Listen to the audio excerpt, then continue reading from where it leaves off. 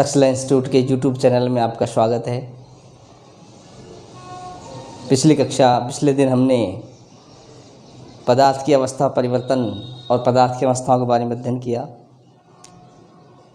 आज हम उससे आगे बढ़ते हैं। तो उसमें पहला टॉपिक है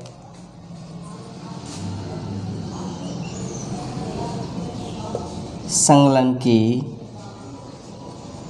गुप्त ऊष्मा। संलयन की गुप्त ऊष्मा। ध्यान दें, कल हमने आपको बताया था, याद करिए, कल हमने एक छोटा सा एग्जाम्पल किया था। क्या एग्जाम्पल किया था कि हमने एक स्टैंड लिया था। मैं उसको एक बार पुनः रिपीट कर देता हूँ ब्रीफली, बहुत शॉर्ट में, याद करिए। और यहाँ हमने एक तिपाया बनाया था और उस पर लोहे की जाल रखी थी और उस पर एक हमने पात्र रखा था और उसमें हमने बर्फ़ लिया था। याद करिए, हमने उसमें बर्फ़ ली थी। यह आपका पात्र ले लिया और इसमें हमने थर्मामीटर को लगा दिया था। यह है आपका थर्मामीटर।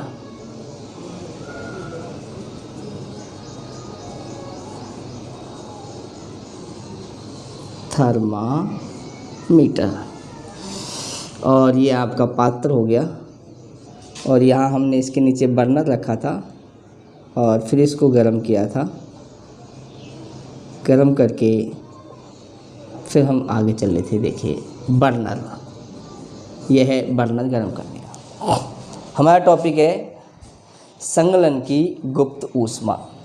देखिए, यहाँ माइंड कंसंट्रेट करिए कि जब हम इसको गर्म करना प्रारंभ नहीं करते हैं, प्रारंभ में, फर्स्ट में इसका हम ताप नोट करते हैं। ताप नोट करिए इसका, जो भी आता है, 1 डिग्री, 2 डिग्री, 3 डिग्री, 4 डिग्री से ज़्यादा तो आ नहीं सकता क्योंकि ये बर्फ़ है। उसके बाद जब हम इनको गर्म करना चालू कर देते हैं तो मैं कहूँगा गर्म करने पर फिर हम देखते हैं ताप बढ़ने लगता है। थर्मामीटर में आप देखोगे कि इसका ताप बढ़ने लगता है और साथ में यहाँ क्या होता है, बर्फ़ पिघलने लगती है। बच्चों ध्यान दो इधर, जिस वक्त बर्फ़ पिघलना शुरू हो, देखो पॉइंट को नोट करना, जिस टाइम बर्फ़ जस्ट ही पिघलना शुरू हो, आप उस टाइम का ताप नोट करें। और अब बर्फ़ पिघलना चालू हो गई है लेकिन आप उसको गर्म करना बराबर जारी रखें, तो आप देखोगे कि जब तक वो सारी बर्फ़ पिघल नहीं जाती तब तक आप क्या देखोगे, आप देखोगे तब तक थर्मामीटर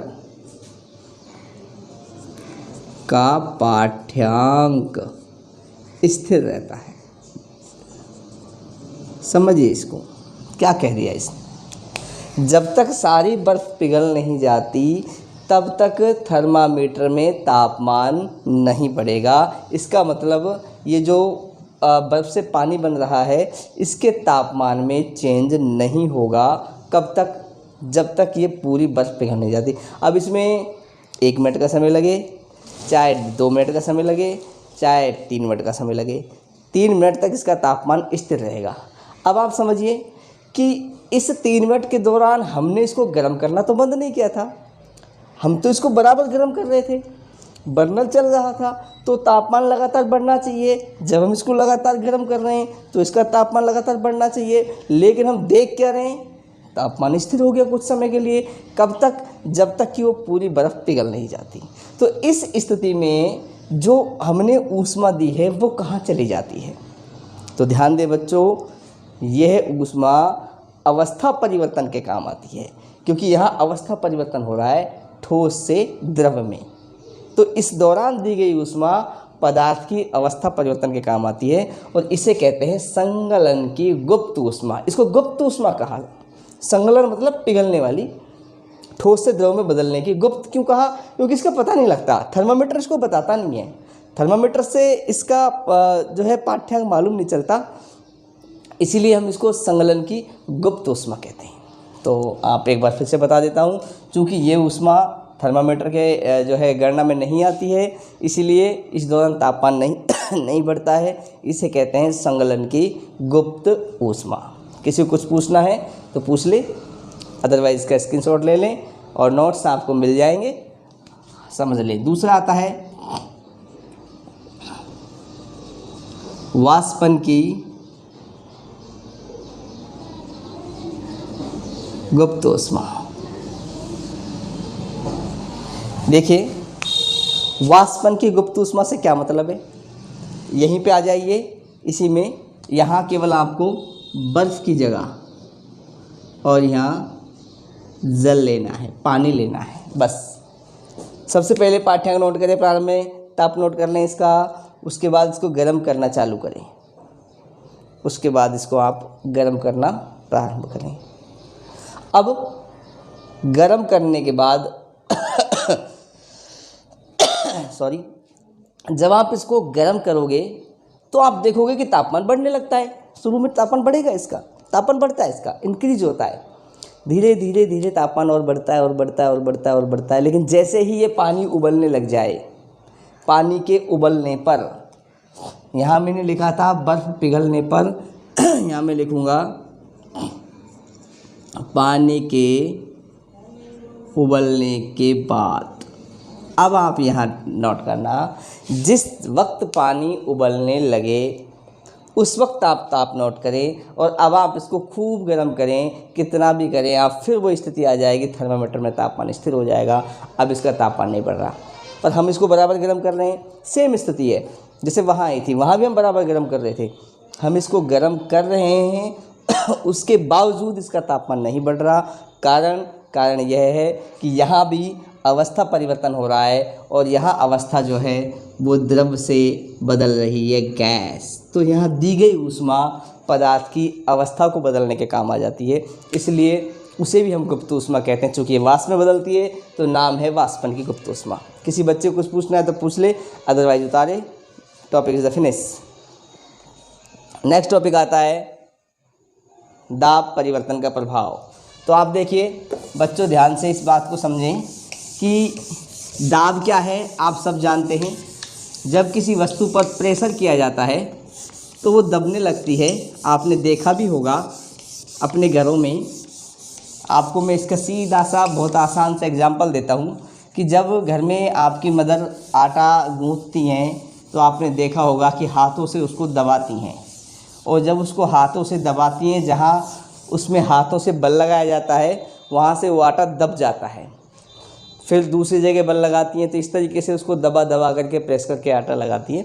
आपने ऐसा देखा होगा। तो दाब का मतलब होता है किसी वस्तु को दबा देना, प्रेस कर देना। तो यहाँ देखना ये कि अवस्था परिवर्तन पर दाब का क्या प्रभाव पड़ता है। देखिए, दाब का प्रभाव समझिए,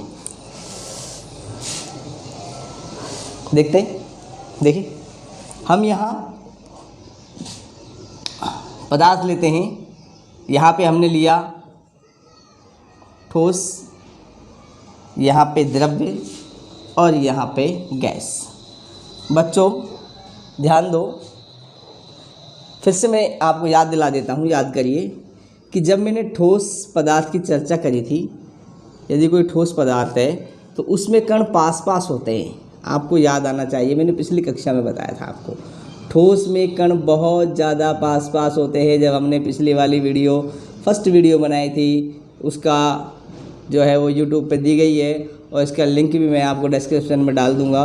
ये वीडियो यूट्यूब पर है और उसमें आप जा कर के देख सकते हैं। वहाँ मैं बता चुका हूँ कि ठोस के अंदर कण बहुत पास पास होते हैं। मैं लिखूँगा बहुत पास पास, बहुत पास पास होते हैं ठोस में कण।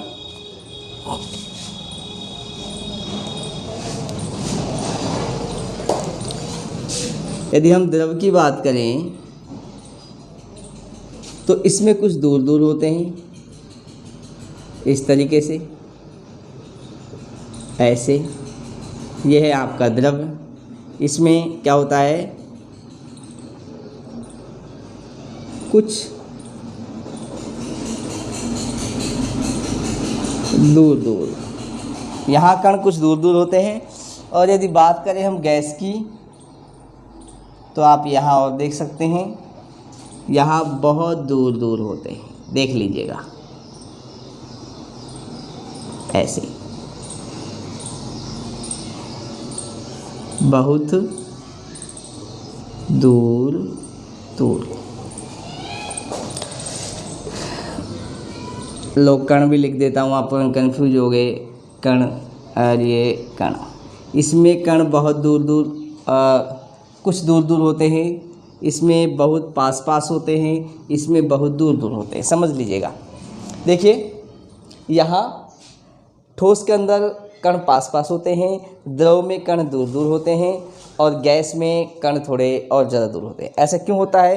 क्योंकि ठोस जो होते हैं, ठोस के अंदर जो कण हैं उनके बीच में आकर्षण बल बहुत ज़्यादा होता है, द्रव में उससे कम और गैस में सबसे कम होता है। ध्यान आ जाए टॉपिक पर, दाब का प्रभाव। अब हम इसको क्या करते हैं, इनको दबाते हैं।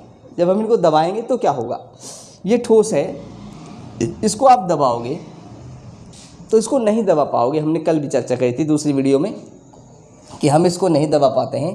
क्यों नहीं दबा पाते हैं? उसका कारण है क्योंकि इसके कण ऑलरेडी पास पास हैं, जो ऑलरेडी पास पास होने के कारण हम इनको और ज़्यादा नहीं प्रेस कर सकते। इसके कण थोड़े दूर दूर है, यहाँ समझने की ज़रूरत है। सोचिए, यदि इसको दबाया जाए, आप समझ सकते हैं, यदि इसको दबाएंगे, इसको प्रेस करेंगे तो इसके कण पास पास होंगे, और जब इसके कण पास पास होंगे और पास होंगे और पास होंगे, और यदि इतने पास हो गए जितने कि इसके हैं, तो समझ लीजिए ये आपका जो द्रव है ये द्रव ठोस में बदल जाएगा। दाब बढ़ाने से द्रव किस में बदल जाएगा? ठोस में। क्योंकि भाई ठोस में द्रव में डिफरेंस किस चीज़ का है? अंतर यही तो है कि इसके कण पास पास हैं, इसके दूर दूर हैं। अब आपने इसके कणों को भी पास पास कर दिया, सेम, दोनों द्रव हो गए। और इसी स्थिति में यदि मैं गैस की बात करूं, यदि गैस के कणों को दबाया जाए, इनको प्रेस किया जाए, यहाँ आप दाब लगाओगे, दाब लगाने पर तो आप क्या देखोगे कि ये जो गैस है ये द्रव में बदल जाएगा। अंतर क्या है? यही तो है, इसमें कण दूर दूर है, इसमें पास पास है। आपने दबा करके इनको पास कर दिया तो द्रव में बदल गए।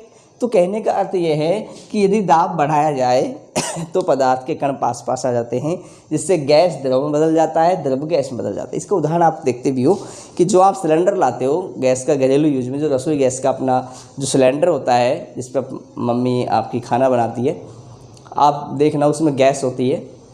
आप जानते हो इतना तो खैर, लेकिन आप जो नहीं जानते मैं बताता हूँ आपको कि आप उस गैस को उस सिलेंडर को हिला के देखना। अब आप जब उसको हिलाओगे तो उसमें पानी की तरह हिलती है वो गैस। ऐसा लगता है इसमें कुछ लिक्विड भरा हुआ है, एक्चुअली इसमें लिक्विड नहीं, इसमें गैस ही है।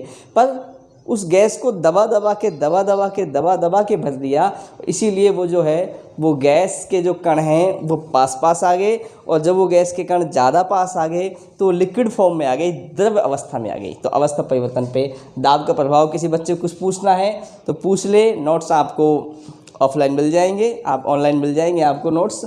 और ये आप समझने के लिए था ये वीडियो, तो आप इसमें किसी को भी कोई दिक्कत है तो आप पूछ सकता है। नेक्स्ट इससे आगे चलते हैं। वाष्पीकरण। वाष्पीकरण का मतलब क्या होता है? देखिए,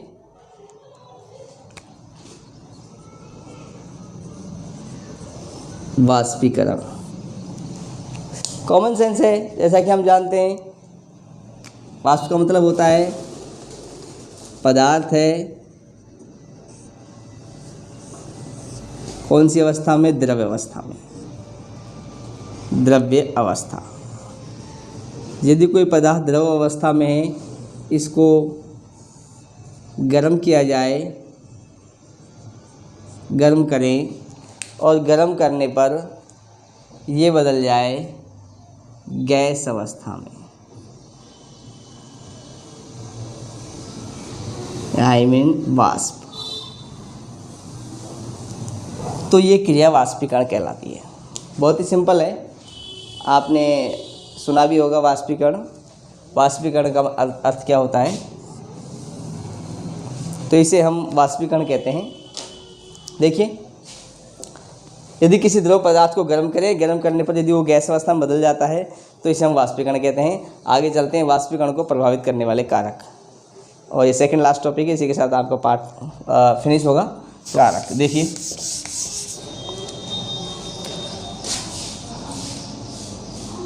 वाष्पीकरण को प्रभावित करने वाले कारक, समझ लीजिएगा। वाष्पीकरण को प्रभावित करने वाले कारक कौन कौन से हैं, तो ध्यान दें। इसमें सबसे पहला इसमें आता है सतह का क्षेत्रफल। पहला कारक सतह का क्षेत्रफल, समझें इसको। बच्चों, आपने देखा होगा कि वाष्पीकरण क्रिया सतह के क्षेत्रफल पर बहुत ही डिपेंड करती है। यदि क्षेत्रफल बढ़ाया जाए तो वाष्पीकरण बढ़ जाता है, और क्षेत्रफल कम किया जाए तो वाष्पीकरण कम हो जाता है। इसीलिए हम जब कपड़े धोते हैं तो धोने के बाद उनको फैला के सुखाते हैं, उनको तह करके नहीं सुखाते। ये कपड़ा तो वही, यदि हम उसको तय करके सुखा देंगे तो वो नहीं सूखेगा, उसमें बहुत ज़्यादा समय लग जाएगा। इसको फैला देते हैं तो सतह का क्षेत्रफल बढ़ जाता है। क्षेत्रफल बढ़ता है तो उससे वाष्पीकरण बढ़ जाता है, और यदि क्षेत्रफल कम होता है तो वाष्पीकरण कम हो जाता है। दूसरा कारक है तापमान। सेकंड, तापमान, यहाँ समझिए, ये तो कॉमन सेंस है, आप सभी जानते हैं, इसमें बताने की आवश्यकता नहीं है कि यदि तापमान ज़्यादा होगा, तापमान अधिक होगा तो वाष्पीकरण तेज होगा, और तापमान कम होगा तो वाष्पीकरण भी कम हो जाएगा। जैसे तापमान बढ़ेगा तो वाष्पीकरण अधिक हो जाएगा, और तापमान कम होगा तो वाष्पीकरण कम हो जाएगा। तीसरा आता है इसमें आर्द्रता। वायु की आर्द्रता कहेंगे हम इसको।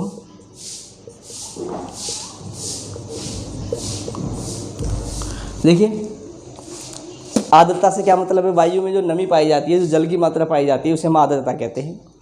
अब जब हम कपड़ा सुखाते हैं तो एक्चुअल में होता क्या है कि कपड़े सुखाने पर जो कपड़े के अंदर जो पानी है वो वाष्प बन करके कपड़े में से बाहर निकल जाता है, और बाहरी जो वातावरण है उसमें आ जाता है। अब सोचिए, यदि वायु में पहले से ही पानी है, वायु में पहले से ही नमी है, आर्द्रता है, तो उस स्थिति में कपड़े से जो वाष्प तो बनेगी, लेकिन वो कपड़े को छोड़ेगी नहीं, क्योंकि हवा में पहले से पानी की मात्रा ज़्यादा है। इस स्थिति में कपड़े को सुखाने में समय लगेगा। तो यहाँ ध्यान से समझें, यदि आर्द्रता अधिक होगी तो वाष्पीकरण कम हो जाएगा, उल्टा है, और आर्द्रता कम होगी तो वाष्पीकरण अधिक हो जाएगा। और लास्ट आता है वायु की गति।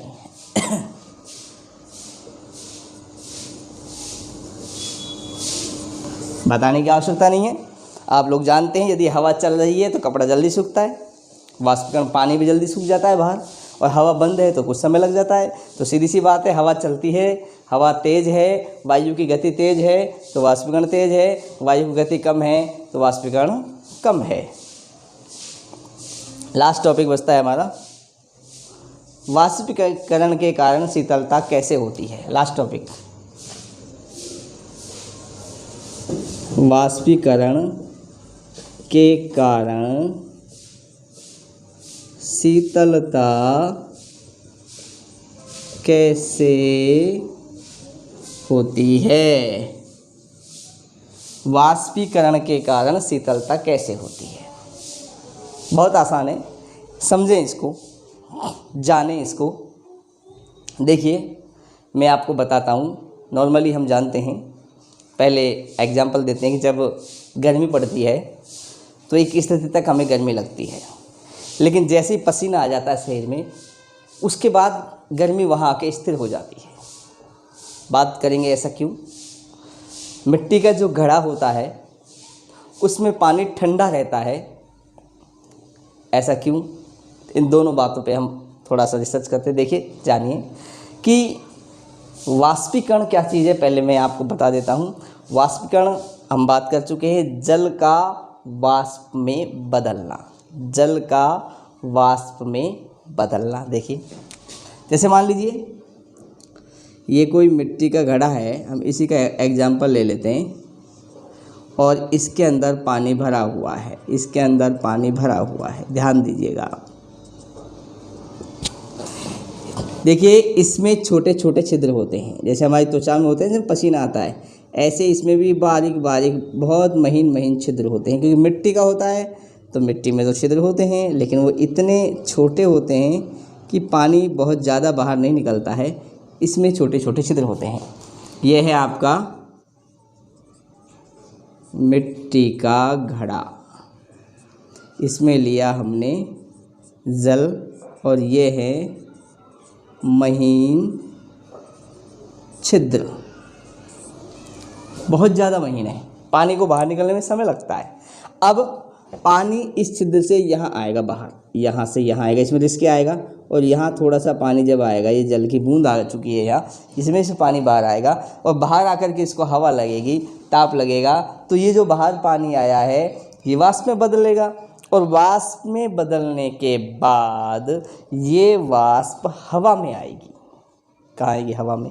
और हवा में आएगी तो इसको गति चाहिए, गतिज ऊर्जा चाहिए, इसको तो गति करनी है। हवा में आने के लिए इसको गतिज ऊर्जा की आवश्यकता होती है, और वो जो ऊर्जा है बाहर, जो वो गति करने के लिए जो ऊर्जा चाहिए, वो ऊर्जा इसको कोई देने वाला नहीं है। तो ये जो ऊर्जा है ये अपने ही कणों से ले लेता है, समझे इसको, ये ऊर्जा अपने ही कणों से ले लेता है। और जब खुद के कणों से ऊर्जा ले लेता है तो इसका जो जहाँ से ये उड़ा है, जिस सतह से उड़ा है, उस सतह का तापमान कम कर देता है, क्योंकि वहाँ की ऊर्जा बाहर निकल जाएगी। ऊर्जा यानी कि ताप बाहर निकलेगा, ताप बाहर निकलेगा तो तापमान कम हो जाएगा, और धीरे धीरे ये पूरा घड़ा ठंडा हो जाएगा। यही हमें जब पसीना आता है, जब बारीक बारीक बारीक बारीक पसीने की बूंदें शरीर में से निकलती हैं, और जब वो बूंद हवा के संपर्क में आती है तो वो वाष्प बनती है, और वाष्प बनती है तो उसको गतिज ऊर्जा चाहिए, और वो ऊर्जा वो अपने इस स्किन से लेती है, और इसीलिए स्किन जो है ठंडी हो जाती है। आपने ये भी देखा होगा, आप देखना कि यदि आप गैस सिलेंडर वाले के पास जाओ और उसमें 1 किलो या 2 किलो गैस डलवाते हो, इसमें आप 2 किलो गैस डाल दीजिए, तो दूसरे सिलेंडर से आपके छोटे सिलेंडर में गैस डालता है।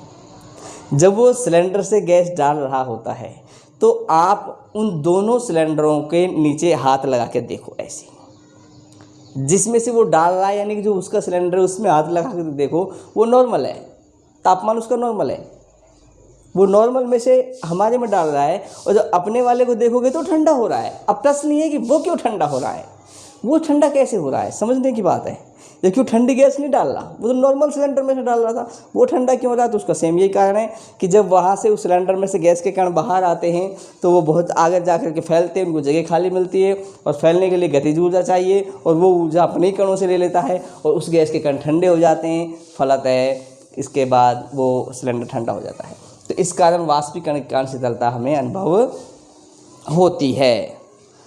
एक और प्रश्न है, गर्मियों में हमें सूती कपड़े क्यों पहनने चाहिए? एक और बात है, हटा देता हूँ इसको यहाँ से मैं।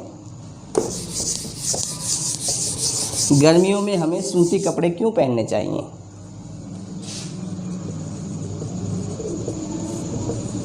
गर्मियों में हमें सूती वस्त्र क्यों पहनने चाहिए? क्यों पहनने चाहिए बताओ। जब गर्मी पड़ती है तो हमें सूती वस्त्र क्यों पहनने चाहिए? तो समझिए ध्यान से।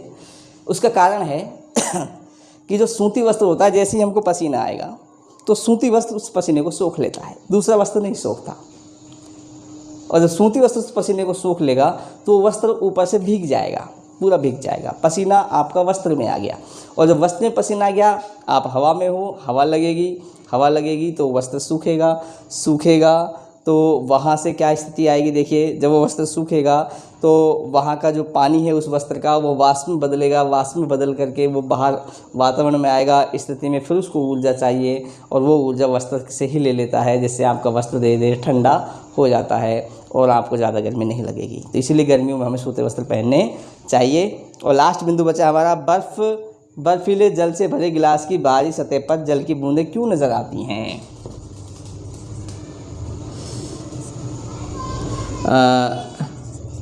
ठंडे जल से भरे गिलास की बाहरी सतह पर जल की बूंदें क्यों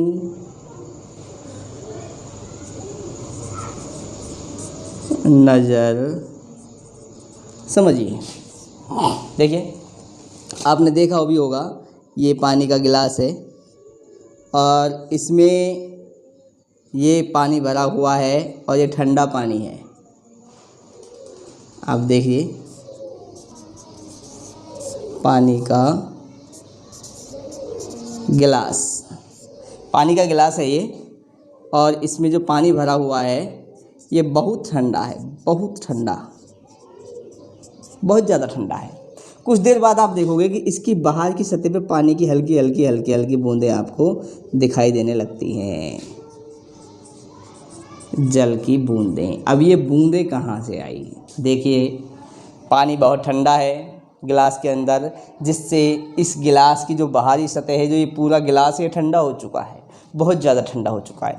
जब बाहर की हवा इस गिलास से टकराएगी तो आप जानते हैं हवा में नमी है, हवा में जल है, लेकिन वो वाष्प के रूप में है। हवा में जल है, हवा में नमी है, किस रूप में है? वाष्प के रूप में। और वो जब नमी, वो वाष्प इस गिलास की सतह से, ठंडी सतह से टकराएगी तो वो वाष्प ठंडी हो जाएगी। ठंडी होकर वह वाष्प गैस से द्रव में बदल जाती है और जल की सतह के ऊपर आकर के चिपक जाती है। तो यहाँ देखिए जो वातावरण की वाष्प है, जल वाष्प, वो ठंडी होकर के चिपकती है इसकी सतह पर जल के रूप में, तो इसलिए आपको दिखाई देती है। इसी के साथ बच्चों आपका ये विज्ञान का अध्याय समाप्त होता है।